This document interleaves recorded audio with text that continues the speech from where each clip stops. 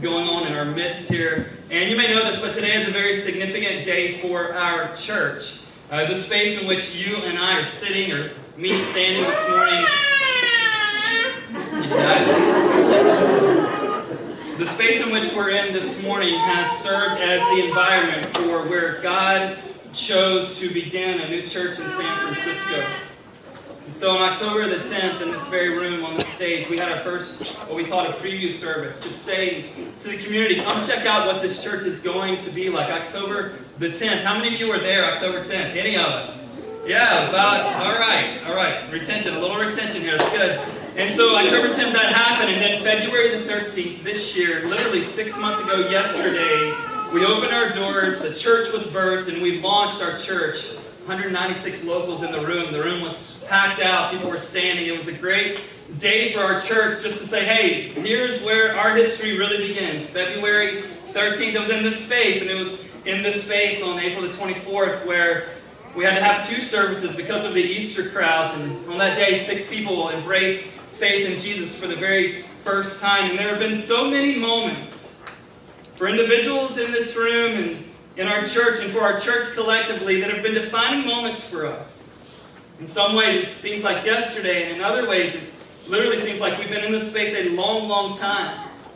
It's been incredible how God has moved in hearts and how He has begun new initiatives in our church and in the lives of relationships and in how we approach our jobs and how we leverage what God has given us. And today this phase ends. We walked or drove up, our setup team did, for the last time this morning to this hotel, at least for this purpose. And we brought stuff in and up the 3rd floor service elevator and then through the kitchen for the last time. But what's great about this ending is that it represents an entirely new beginning for us. And so next week, and every week after that, we will be meeting in our new space, 543 Howard. Are you ready? 7 days.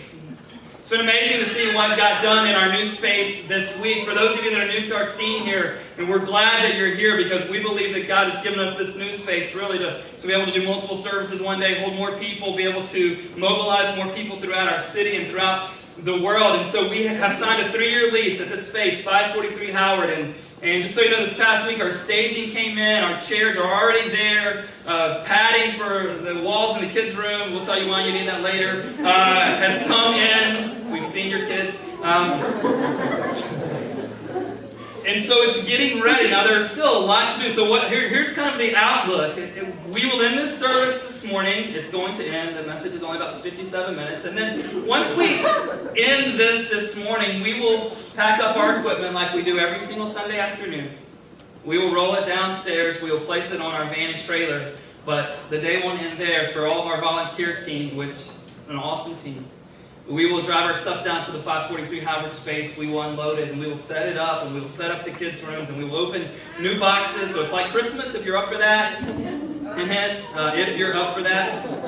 And then we will do some, obviously, lots of the last kind of week things to take care of the space. And so we're very excited. And for those of you that have been a part of giving towards this, you guys have heard that we're seeking to raise about $45,000. Let me just give you an updated image this week that will show you where we're at. So far, a little over $20,000 has been received towards our building fund, and so we're 46% of the way there. Man, thank you for your investment. People all across the U.S. have given to this, which has been really cool. And at the same time, let's finish strong. At the same time, let's finish strong. Get the word out. Sell lemonade, bake cookies, write your senator. I mean, whatever you need to do to get the rest of that remaining amount in. We're excited that God has provided so faithfully ever since this process began. And so next week, 11 a.m., tell your friends. You got invite cards this morning. Will you consider inviting people to that service? Yes. Will you not only consider it, but will you do it? All right, get the word out. We only are going to open this building one time. I promise. Unless enough people don't come next week. Then we're going to do it a couple weeks from now.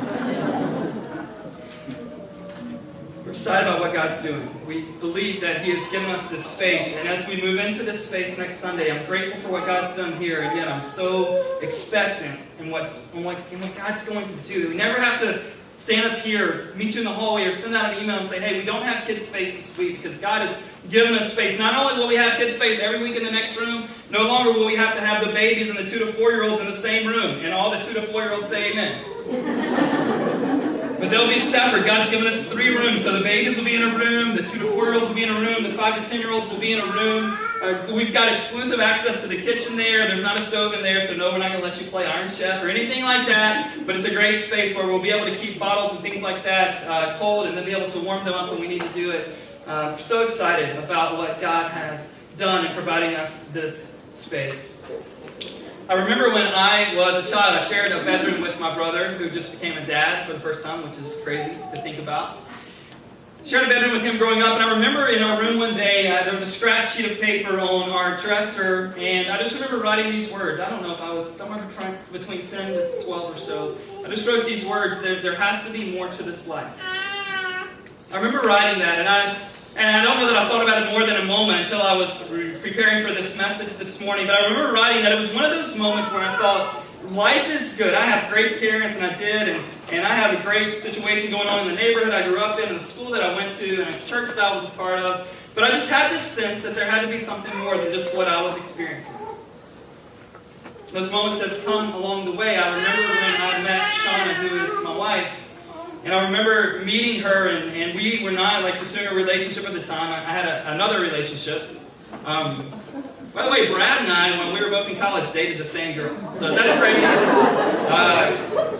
I don't let you in on all the secrets, but just so you know the secret, Brad and I dated the same girl. Hopefully she's not podcasting us. But Brad, our worship pastor, and I, we dated the same girl in college. He dated her first, and then I dated her. And was dating her when Sean and I met, but she literally sits me down one day, and this was not planned, so if anything comes out of my mouth, it shouldn't. Just know this wasn't in the notes. So literally, she hands me on blue paper, I don't know how I remember this, black print, framed poem, and it's a very sweet poem. She reads it to me. She portrays it as she had written it for me, only to find out later she had written it for Brad. I was like, wait, I don't play the guitar.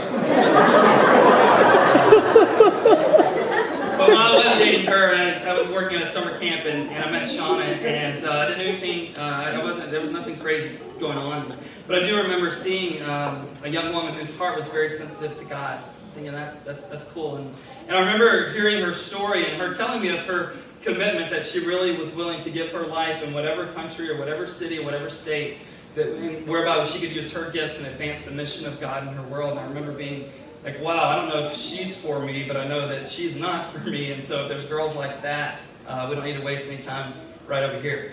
And significant moment. And another one of those, just going, hey, I want to be a part of something like that, or I want to be with someone that's about that. And I wasn't necessarily about that myself all the way, but I was like, that's attractive. And another one of those moments came in the fall, late fall of 2008, where God began to stir and paint just the beginning of a vision that would later become a reality called Epic Church.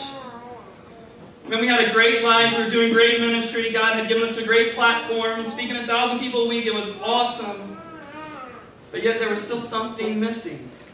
And it was another one of those moments where, just like I had written as a young boy, there's got to be something more for us. And then God begins to shape and to mold and to form in our hearts and our minds what we all sit here now as Epic Church, San Francisco. But I would be lying to you this morning if I told you that the majority of the times in my life when I've had a chance to do my own mission in life or serve and fulfill God's mission for my life, I would be lying to you if I said that more times than not I've chosen God's way. So I'm not going to lie to you this morning. And in the same breath, I want to tell you, for me and for you, I want to choose it more in the future than I have in the past. This morning, there's a statement that happens in Acts chapter 5. So turn there with me if you have a Bible. If not, they'll be on the screens. But also, we want to give you your very own copy of the Bible this morning. Hold your hands up. Our incredible, as we like to call them, Bible dispensers are walking down the aisles. Hold your hand up if you want one. This is for you to keep. This is for you to use if you don't want to keep it. Acts chapter 5. So Matthew, Mark, Luke, John, then Acts. Probably about 70% of the way through your Bible, you'll find the book of Acts. Chapter 5. There's a realization that they've used here, which is context first century. And it's a realization, while it was a great realization in the first century, it's just as relevant and just as true today as it was 2,000 years ago. It's a great realization, and the interesting thing about the realization is that it doesn't come from a follower of Christ. He's spot on. He is true in what he's saying. But at this time, it's interesting. He's not a follower of Christ. And so just to catch us up with where we've been in this book of Acts throughout this series that we began last week, what's happened is that the apostles, those who were with Jesus during his earthly ministry, now he has died, but he's been raised from the dead by God, and he's given them this new ministry to lead this church in the first century, and that's going on. And what happens, though, is they're continually getting in trouble by the religious leaders and authorities who don't like what they're announcing, who don't like what they're proclaiming. Basically, they're seeing control come from their hands, and they're not a fan of that. And so what happens is they arrest these apostles. In this instance, they do it in other times. They arrest the apostles, but during that first night, an angel of the Lord, it says, comes and really frees them from prison and says, hey, go and speak. Go and speak the things that you know about Jesus. And so when daybreak comes the next morning, they go to the temple and they begin proclaiming and preaching and teaching that Jesus is the Christ, that you killed him, yet God raised him from the dead. And so they're speaking this. They've been freed, but they're not going off running and hiding. They're being obedient to what they believe God has for them. And the leaders come to them again. This is known as the Sanhedrin, the Sadducees, the high priest is in the mix at this meeting in Jerusalem. And they come to him and they said, hey, we told you not to speak anymore in this name. And the apostles look at him and say, hey, we must obey God rather than obey you. And here comes the response. Chapter 5, verse 33, and we'll read through verse 39. Would you guys stand with me? Give the kids something to do. But we want to honor God's word when we're reading a passage like this all the way through. So here we go. So remember, they've been told to obey. They've told them they're going to obey God. So when they heard this, that's the religious leaders, the council there. When they heard this, they were enraged and wanted to kill them. They wanted to kill the apostles. But a Pharisee in the council named Gamaliel, a teacher of the law, held in honor by all the people, stood up and gave orders to put the men outside for a little while.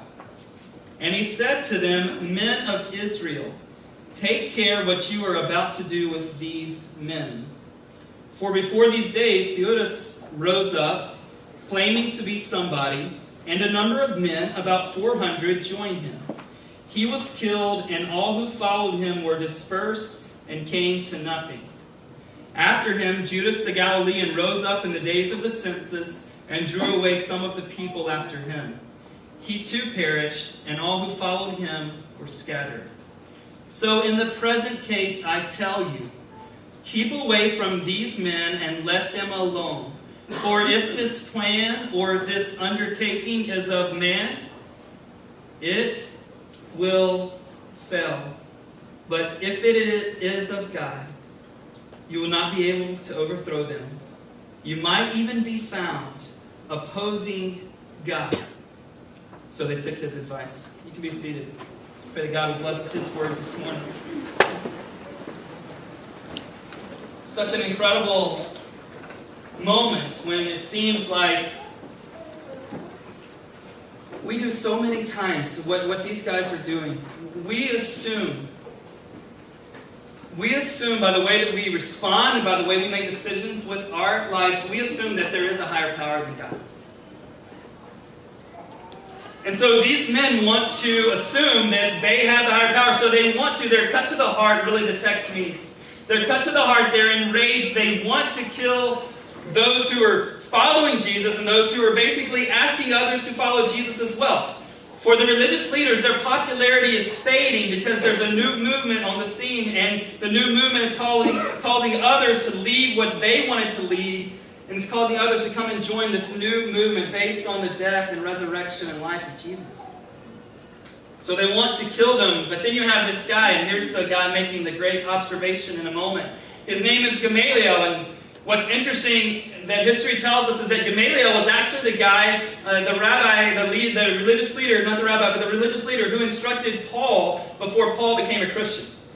And if you know anything about Paul's upbringing, he knew it all. He was a Pharisee of Pharisees. As far as a Jew go, he was at the top of his game when it came to being a Jew. And this guy, Gamaliel, was the guy that actually instructed him. Where in Acts chapter 5 here, Paul's conversion to Christianity doesn't come into play until Acts chapter 9. So that's who this guy is. And you see in the text it says that he was basically held in honor by all, which meant that he had the respect and he had the influence so that people would listen to him. When God gives you influence, don't assume that you've given yourself influence. When God puts you in a place of influence, don't go, man, I am so smart. I am so good looking. I have such great experience. Those things may all be true. But if you and I begin to, because if you walk it all the way back, even if you go, well, I've got an incredible brain, really, did you give yourself that? Right? So no matter how far back you have to go to it, at some point you're going to understand that everything that you have that's of God and of good, everything that you have derives from Him. And so God is using a man, Gamaliel here, who's not even a follower of Christ. We don't see anywhere in the Scriptures that he becomes a follower of Christ, but yet God gives him this moment of wisdom. Otherwise, these guys are going to kill the apostles. And God's not done with the apostles yet. Now, they would die horrible deaths. Most of them. Really horrific deaths. You can read about that in the Bible. You can also read about that through the pages of Christian history and church history. And he says to them in verse 35, be careful what you do with these men. And then he's going to ask them to step into a little history lesson. Right? And he's going to give at least two examples. Now there are more than that. And we know, even as we look back at our own lifetime, we know, we've seen things like the Branch Davidian, right? We've seen compounds come about and men rise up and ask us to follow them, right? We've seen that in our day and time. Well, he's going to give them two examples. The first one is Theudas. Verse 36, it says, this guy Theudas rose up. He claimed to be somebody. So he wanted to create a movement whereby he was the headpiece. And he wanted to create a movement. And about 400 yeah, I'll do that. Right? Isn't it crazy when you and I watch things on TV, whether it's the big religious people with the big hair asking for money or crazy people that are starting a cult, we always go, man, no one would ever follow them. Someone always does, right? And it's crazy. And so Theudas, he rises up, he claims to be somebody, right? And a number of men, and this is just a count of men, it could have been other women and children as well, was about 400. They joined him, but when he was killed, all who followed him were dispersed and the movement died. That's a key. Gamaliel's trying to present a theme, okay? And he's going to do it with Theudas and say, hey, he rose up, claimed to be somebody, but when he was killed, all who followed him were dispersed, and that came to nothing. 37, he gives us another example, Judas the Galilean. Judas the Galilean rose up in the days of the census. He drew away some people after him, so he kind of maybe learned from Theudas or someone else, but he learned, hey, he claimed to be somebody, people followed him. He also died, and when he died, all who followed him were scattered. You can't lose the context here. They've just killed Jesus, right? Gamaliel is presenting a plan. Hey, all these other people who died, their movement ended. Their movement was over. It was extinct. It no longer lasted. It went away. It died out. And so he's really, in verse 38, he's just using reasoning. Sometimes God gives you a brain. Use it. Faith doesn't make our brains go away, all right? At the same time, you're going to have to exercise faith. You're not going to figure it all out on your own without placing faith in Him. So he says in the present case, keep away from them. He's saying, don't lay your hands on them yet. Literally, don't kill them yet. Let them alone, for if this plan or this undertaking is of man, it will fail. Now, you don't have to kill them. If this thing is of man, like Theudas and like Judas the Galilean, Jesus will just be the next one in line. You see the rationale here? It makes a lot of sense. He's just saying, hey, Jesus will be just like these guys if it's of man. These apostles are going to go away if this is of man. But verse 39, he has great rationale here. But if it is of God, if by chance this is a God thing, if God is into this, you won't be able to stop it. And then he gives them this great next sentence. You might even be found opposing God. The reason this statement must have cut them to the heart is they literally believed that they were God's representatives. And he tells them, hey, if this is of God, you don't stand a chance. In fact, you might even be seen as, hey, God's in one corner and you're in the other corner. How's that fight going to work out? Gratefully, they took his advice. This should increase our confidence greatly when we are pursuing things with our lives that are God's mission kind of things. This should encourage our confidence greatly. My confidence has been lifted this weekend because I've been reminded from this, hey, if I'm pursuing what God has for my life, if I'm chasing the vision and mission that He's given me and our church for our lives, then we should be confident because no one's going to be able to stop what God wants to do if that's the mission we're pursuing. So the question has to be this then, right? How do we know if we're pursuing our own mission for our lives or we're pursuing God's mission for our lives? I want to give you a couple of lenses to see this through. The first question you need to ask is, are the things that you and I are pursuing, are they man-centered or are they God-centered? Because of ego, because of pride, because of our sin, every one of us in this room will be tempted to make this all about us. Our life, our relationships, this church, our employment, our friendships, our finances, our sexuality, our marriages. We will, every one of us. You have a heart. Your heart is sinful, whether you have, no matter what you've done in your life, that's great. Every one of us has a heart that's bent towards sin. It's the way that we literally come out of the womb with a heart that God has to overcome. And there will be times, even if you're a Christ follower, there will be times when your flesh will rise up within you and you will be tempted to make it about you. And if that's the case, then you are in that moment or in that phase or with that certain segment of your life, what you are doing is pursuing a mini mission. What's a mini mission? What do I mean when I say that? Here's what I mean. You're pursuing a mini mission when you spend all of your time, money, and energy making sure that you feel good, that you're comfortable, that you are well pleased with your life. In fact, you will use anyone for anything that benefits you. All right? Mini mission. Mini mission, you're in the center, and everything else is circling you, propping you up, making you feel good, making you look good, advancing your kingdom. Small kingdom, though. Remember, if you're at the center, it's a small, right? Right? You can make people in your house call you king. None of us other will. All right? But when you're living a mini mission, it's all about you, and so you make sure that your time, energy, money, and that everyone else's time, energy, money, and words benefit you. That's all you're concerned with. But if you want to be a part of God's grand mission, then what you'll do is you'll learn to serve. You'll be a part of a vision bigger than your own life. You will learn to risk. You will want to sacrifice. And here's the deal. With a mini mission, it makes much of you. It makes a lot of you. But if you're going to step in and you and I are going to accept the invitation as individuals in a church into God's grand mission, it will always be a mission that makes much of Him.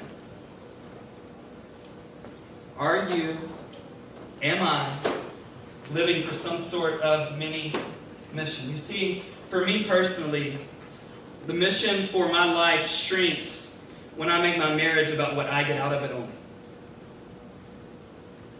My mission in life shrinks when I make my friendships only about things that benefit me. My mission in life shrinks when I make this church a means of making me feel significant. Do you know what makes your mission shrink? However, my mission expands when I make my marriage and my parenting about serving the wife and 3 sons that God has placed before my leadership. My mission expands in life when I make my friendships about how can I invest in a way that benefits them. My mission expands when I lead you and teach you to place faith in a good God, not in any human being. Do you know what causes the mission God has for your life to shrink and or expand? What are those things? And when you consider what you're pursuing now, God-centered or man-centered? Because here's the way this can play out. I can, and you as fellow leaders here at Epic, we can come up with a great plan, something we think is awesome, and go, God, would you bless this? Or we can submit to God's plan because we know that guess what plan He's already blessing. You with me? Sometimes when we hear this, we say that this kind of commitment would take away creativity from our life, and I say the opposite is true. But people think it'll take creativity away because we're going, oh, okay, I just find out what God wants and then I do it. Is there anyone as creative as Him? You're good, I know. Like, I've seen your stuff. I haven't seen the sunset you made, though. Or the ocean. We know that He has a plan. We need to get to know what that plan is, both from the Scriptures as well as the promptings that God gives us during times of solitude, during times of prayer, maybe through a wisdom of a person's voice that is speaking into our life. But what are we going to pursue? I did not want to meet at the W Hotel. I did tons of research. We Googled every event space you can imagine. We would go to spaces and go, man, this is awesome. The kids will have to be outside under the tree, but this is awesome. Or we'd go to other spaces and see, oh, come on, Tim, can't we make it work? And we would call people, and we'd go to meetings, and we just literally happened to just walk in here off the street one day. Not my plan. I never wanted to be at a hotel. I didn't know what this place was. Didn't know it existed here. But God's doing things that are beyond what you and I can do. We want to be a part of His mission. What would happen today if a God kind of movement took place in our church and our city? If it's a movement of God, wouldn't it have to transform segments of our city? Wouldn't it have to? And Gamaliel, just using his same logic, he's going, hey, if this is of man, it's going to fail. But if it's of God, guess what? You won't be able to stop it. The government won't be able to stop it. Those people that want to be a part of the movement say, oh, I like it with just the 7 of us, won't be able to stop it. In some ways, it's scary to me because I lose control. But don't you, like me, want to be a part of a God-sized movement?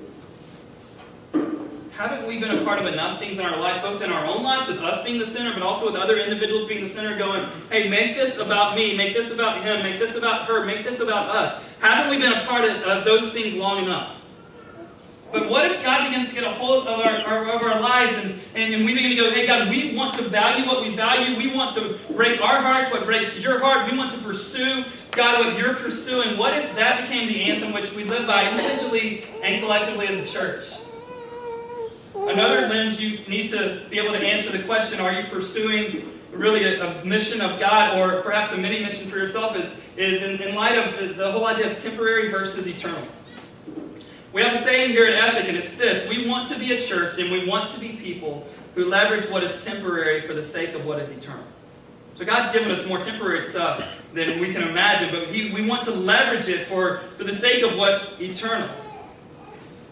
Tim, who is our executive pastor here at Epic, he is passionate about and very involved in investing.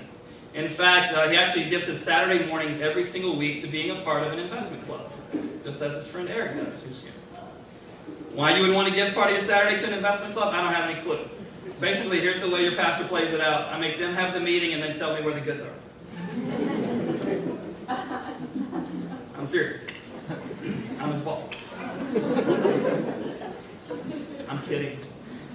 But you wonder how Tim has the passion he does for that. Well, when Tim was about 11, he would have, say, $50 at a time from his dad or from some other birthday or something like that. And his dad would say to him, Tim, you can buy a video game, but in 2 months, you're not going to want that anymore and it won't be valuable to you at all.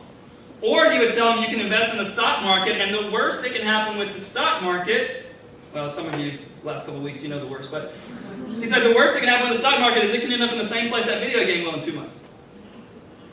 But if it doesn't end up there, it's going to be a wise decision. He was talking to him simply about temporary versus long-term investment. Not eternal, obviously, but definitely a longer-term investment. In the same way, if you want to be a part of a God-sized movement, if you want to be a part of God's mission, it will always impact temporarily, but it has to go beyond the temporary to eternity.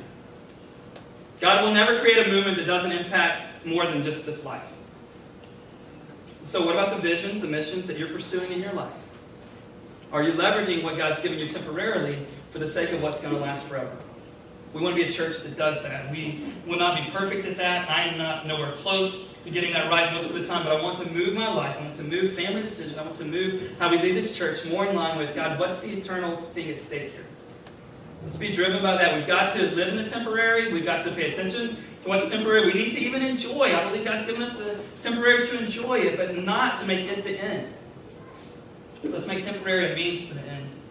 And then just be encouraged and comforted that what God's doing, what God's mission is in the world really is unstoppable.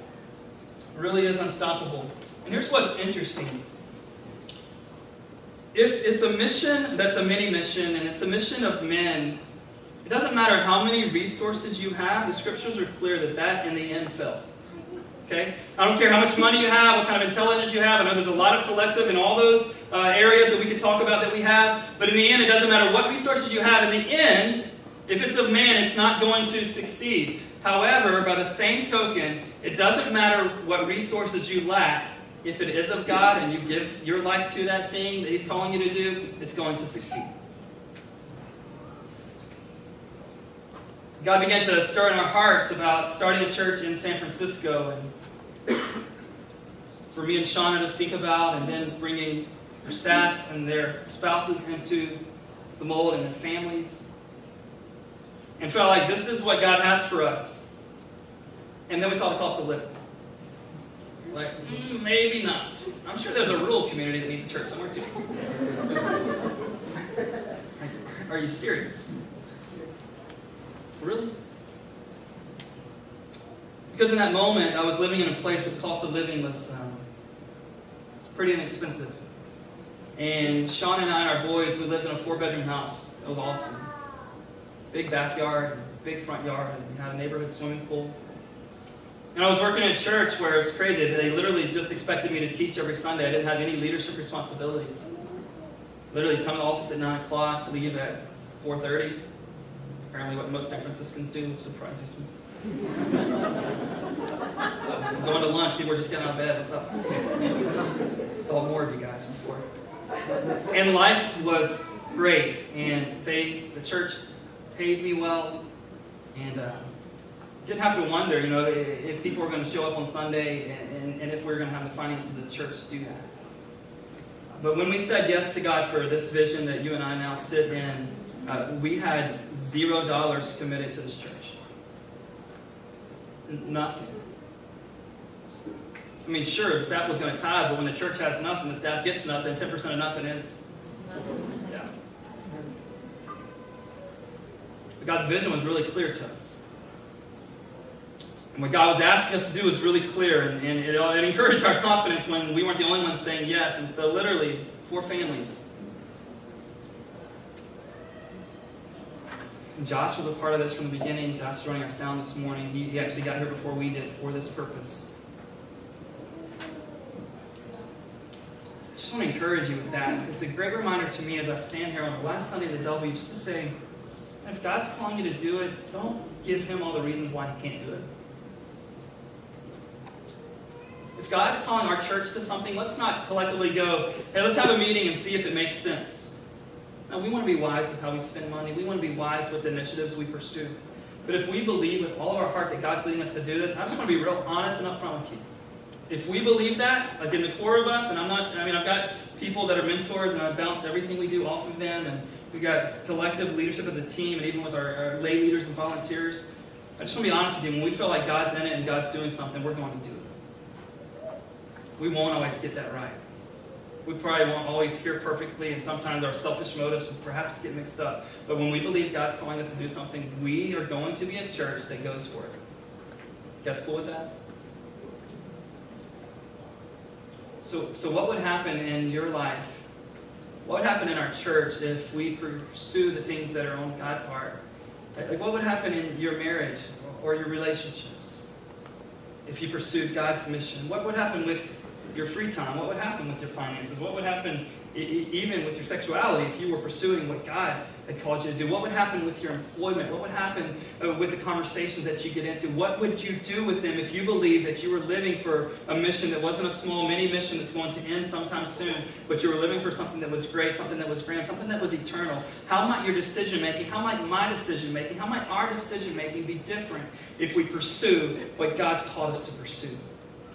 What if the mission for our lives was in sync with what God's mission in our world is? Do you think He might bless that, perhaps? Do you think if we pursued His mission for our church in this great city we live in the Bay Area, and in our nation, and in the world, do you think He might bless it? Do you think some incredible things could happen if we go, hey God, you've got a mission, we want to submit to it, we are thrilled to be part of your mission because we know your mission makes it.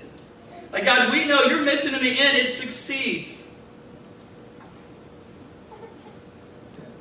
I think there's a step that will have to happen for all of us, and it could even be a grieving process. For us to pursue God's mission, we're going to have to step off the throne of our lives. If we could be honest, none of us really make good gods, do we? I know some of you think you're God's gift to women, but none of us really make good gods. But there is a good God, and He's invited us not to be pawns in His mission, but to be actively, presently engaging what He wants to do during this span of history. There's a reason why you're alive in 2011 and not 1211. You know, some of you couldn't get by without technology. There's a reason why you're here today. There's a reason why this church isn't coming down the road 30 years from now. There's a reason why God has invited you and I collectively to step in and go, hey God, I don't have but one life, but God, during my life, during the life of our church, God, we are going to pursue, as best we understand it, what your vision is for our lives. Do you want to be a part of that? Pray you'll find Epic to be a place where we are a part of that. So awesome to baptize 3 ladies last Sunday night, and just for them to go, you know what, God has radically changed my life, and I want to be a part of what He has for me. We're moving into this new building next week. We believe that it's not going to be the end goal, but it's going to be a great tool that God will use. So that if we decide that, hey, you know, a lot of people are working on Sundays, we need a Thursday night service, guess what we get to do in the new building? You get to come and be a part of the Thursday night service. If we decide we need to do class on parenting because parents are, a lot of kids are being born here at Epic, and we can say, hey, you know what, for these 6 hours on a Saturday, we'll call it a conference, we'll get babysitting, but we'll just let you go on a date with your spouse. We can do that now. But it's not the end. The end is pursuing the mission that God has for us. And I want to go after it. And I would love for a bunch of you to go with us. I want to ask our staff to come to the stage if they don't mind. Brad and Tim and Lindsay. I've told them this, and so they're not hearing it for the first time, but I would not want to be doing what I'm doing on a daily basis without this team. And for each of them, we have quite a long history together, and so it's exciting. Brad and I met in 1996 as college freshmen, before the whole girlfriend thing. I met Lindsay when she was a college freshman in 2002. I met Tim when he was a junior in college, 2012. I met Tim when he was a junior in college, 2005. I had the privilege of being at Brad's wedding, performing the ceremony for Lindsay and Ben at their wedding, performing Tim and Kristen's wedding ceremony as well. I got the chance to baptize Kristen, which was really cool. And so I'm grateful that that when I said, hey, would you guys consider moving out there for, less than minimum wage? And they all said yes. And I'm glad that we're still doing this, and I pray that God will give us a lot of years together. But more than that, collectively, we knew the 4 of us couldn't accomplish what God's mission was for our church. And so we thought, we're going to need, the way we plan to do church, we're going to need a whole lot of volunteers. And you can see, even look at your sheet this morning, that Tim will reference, 12 of you signed up to volunteer just since last week. And right now we have 93 active volunteers, and so grateful for all the volunteers that we have at Epic. You guys just do amazing things. And but there's one group that we really want to say a thank you to today. It's the group that has traditionally on every Sunday of our services given a lot of time. You'll see how much in a moment. So it has given a lot of time to, they all work jobs like you and I do. They enjoy their weekends, and we've stolen parts of their weekend. And so to those of you who've been a part of our setup team, our teardown team, we just want to, with all of our heart, not just as a staff, but the rest of us as a church, you get to sit in those seats, you get to see the screens, you get to hear this because of what these guys have done. And so let's just watch this and let this be a worshipful moment as we see what God has used our setup team to do.